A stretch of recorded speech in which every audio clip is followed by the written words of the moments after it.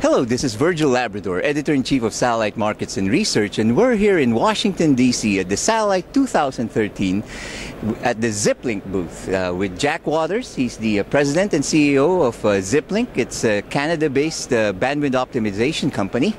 And it's been a while since we talked, Jack, a couple of years since the last interview. It has been a while, and it's good to see you again. Thanks for coming back. I sometimes go to the trade shows and sometimes don't. My partner, Bruce Benarski, goes to a lot of the trade shows, and I know you've seen him as well. But thanks for coming over today. Right. First of all, Jack, for the benefit of our viewers, just give us an update on your company, where it stands right now in the market at this point in time. Yeah, thanks, Virgil. It's been a great year. Actually, we've doubled revenues between this year and last year, so it's been good that way. That's always the big proof. We've become the leaders in the single-arm optimizer, the one-armed optimizer, and that product has turned out extremely well for us. And we're excited about growing our bracketed business that we'll talk about in a minute. Right, doubled your revenues. Yeah, and we're a small company, so it's a little easier to grow revenues. But still, it shows that people are starving on the bandwidth, the users are demanding more bandwidth, and you can only buy so much as an operator. So we help those operators offset that cost a little bit by reducing the total impact of the bandwidth. Right. Now your market share is growing as well, right? In the bandwidth optimization space? It definitely is, because by growing at 100%, and the market itself is growing at about 30% in WAN optimization, maybe a little bit less even. So therefore we've made some gains in market share this year.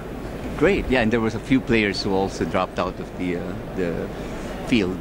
And that helped us, yeah. Between a couple of acquisitions that people were taking out and one default, we actually picked up quite a bit of business. And we'll talk later about advanced cellular compression, and that's a niche we filled that one of our former competitors left.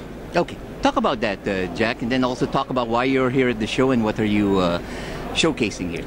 Yeah, thanks, Virgil. As most people know, Xiplink has its roots in acceleration technology, and that continues to be strong for us. But the focus recently has been put on the compression side of the business, saving bandwidth. And so a few years ago, we launched some streaming compression. At this particular show, we've got three key things going on. We've got byte caching, which is the ability to cache and replicate common patterns over and over again. So a second or third pass of a YouTube or a common landing page is not replicated over the WAN. It's only replaced by a token, and then all the information is cached at the remote side. And it works very well with the dynamic web pages that made some other techniques obsolete. So that's a big announcement this week. We also have the advanced cellular compression capability, which allows us to go to, say, a remote base station and aggregate all the traffic, whether it be voice or data, and get 30% reductions on the traffic. And third, and very excitingly, we have now a link balancing technology that's used frequently in the mobile space, the aero and maritime space, to do link bonding and balancing, which aggregates the amount of bandwidth between all the links to create a larger link, or if there's one large link, say a video link, that consumes one link completely, it will spill over to the next link and not interrupt the session. So those are three key things we're announcing this week. Right. And you're very active globally, right? Because I was just in CabSat last week, and your guys were there, and you've got a facility in South Africa.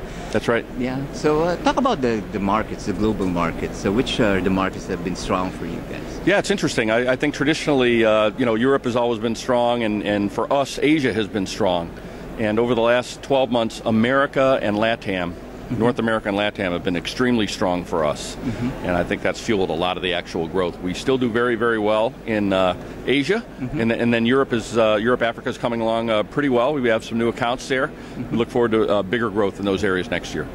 Right. And finally, Jack, talk about your space, the bandwidth optimization space. What else can we expect from Xiplink and in the space as a whole? What are the innovations that will be coming up?